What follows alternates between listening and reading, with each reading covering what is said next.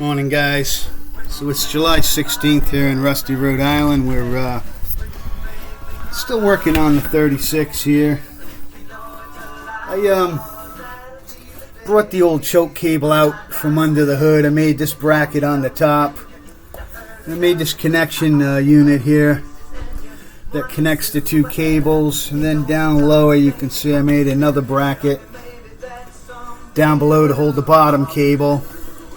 These were the nuts that are on the inside of your fender. It's got like a clip nuts, and I just bent them around to make cable fasteners. So these were from the Impala, the fenders, the bolts that held the fenders on in the rear and the part of the bumper. So everything's been used steel so far, used parts, pieces I had laying around. I didn't have to spend any money. Now with this unit, these are not push button, throw it in the four-wheel drive like you had later in the 2000s. You almost have to be rolling. When you're pulling the choke out, you've got to be moving forward a little bit, or the gears one gear might hit on top of the other and you can't pull it in. With these trucks, you kind of wanted to have it in four-wheel drive before you get in trouble, I guess. But I'm not going to be driving this in the winter anyway, but at least when I sell it now, I can show the person that wants to buy it that'll go into four-wheel drive. So that'll take care of that. Decided that I'm going to maybe try to put on a visor up above. So I got this piece of aluminum that was left over from the bed. And I might cut the visor out of this diamond plate aluminum. It's good and thick, it's 1/8 inch. And I would basically bend it a little bit so that it would contour to the roof. So it would contour to the roof, but then tilt up a little bit. I don't want that much of a, I want to be able to see the red lights, so I'm not going to go crazy with it. That's the biggest problem with the visors, is seeing the stoplights. I had that in the Coke truck. I used to have to squat down by the shift to be able to see when the light would change. Golf truck, the main issue I have is I still haven't got the wiper switch. But I'm not going to do much else to it for now.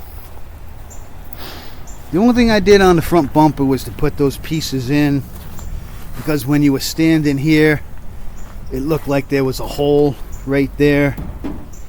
So I put those blue pieces in there. You can see them. They're just held in with a screw. Right now, eventually I'm going to tack them and just touch it up, and they'll stay right on top of the bracket. I've got some chrome, bad shed chrome, that I am going to put around them, cover those holes up. I got it up on the shelf up there. I just haven't got to it yet because I want to take the bumper off to do it. But my priority right now is the 36. I want to get the 36 saleable. I want to try putting the visor on it. I got the four-wheel drive working. I've got the shackles repaired in the rear. So I've done a little more work on it. Got the gasket on the windshield since I last advertised it. A little lucky. Look at her. She wants my shoes bad, man. So I think what I'm going to do is build a visor and go with that.